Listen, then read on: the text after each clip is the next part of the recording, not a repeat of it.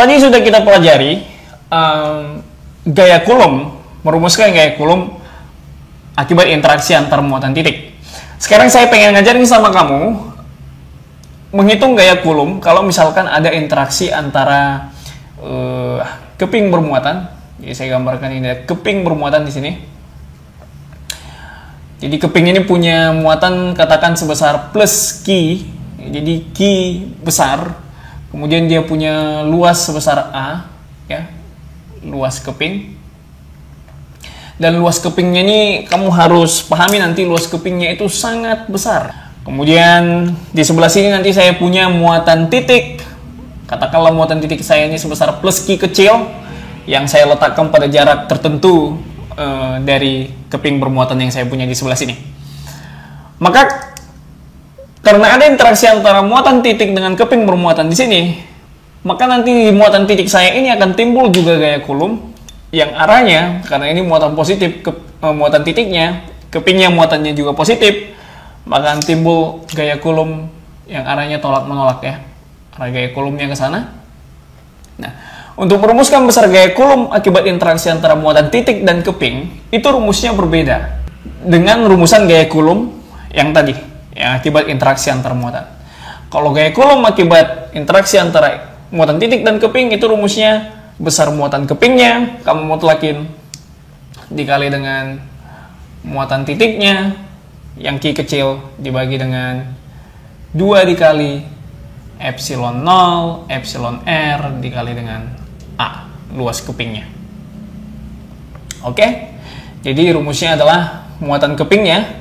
Muatan kepingnya itu kamu mutlakin dia dikali dengan muatan titiknya dibagi dengan 2 epsilon 0 epsilon R dikali dengan luas keping.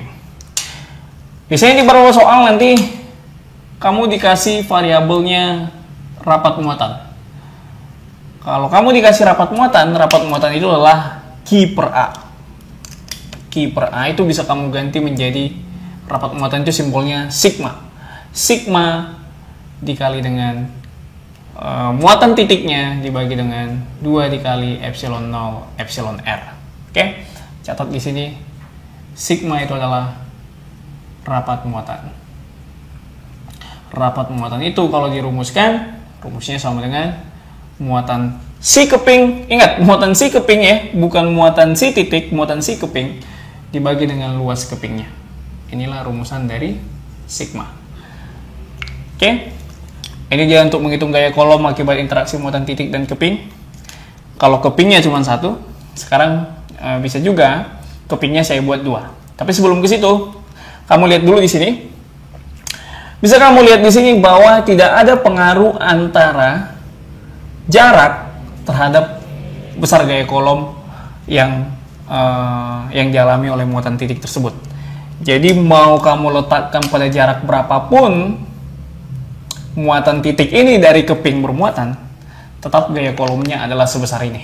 Jadi jarak tidak mempengaruhi besar gaya Coulomb pada interaksi muatan titik dan keping bermuatan. Nah, sekarang gimana kalau misalnya saya punya kepingnya ada 2? Kepingnya ada 2. Saya gambar gini, ini keping yang pertama, muatannya positif Q. Kemudian saya punya di sebelah sini keping yang kedua, muatannya negatif Q. Dan jarak pisah antara kedua kepingnya saya namakan dengan D.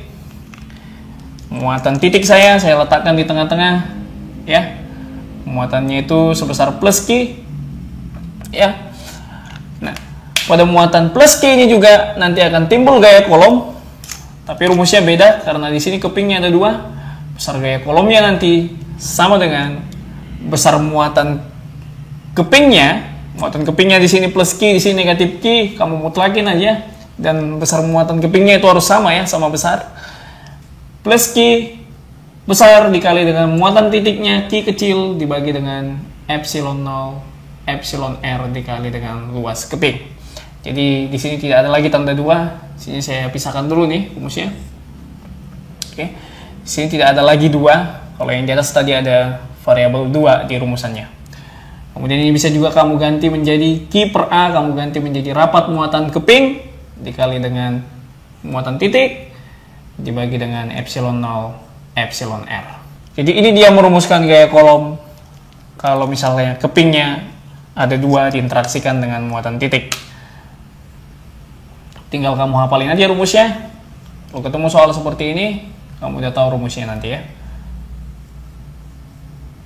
Oke, itu dia gaya kolom akibat interaksi muatan titik dan keping bermuatan.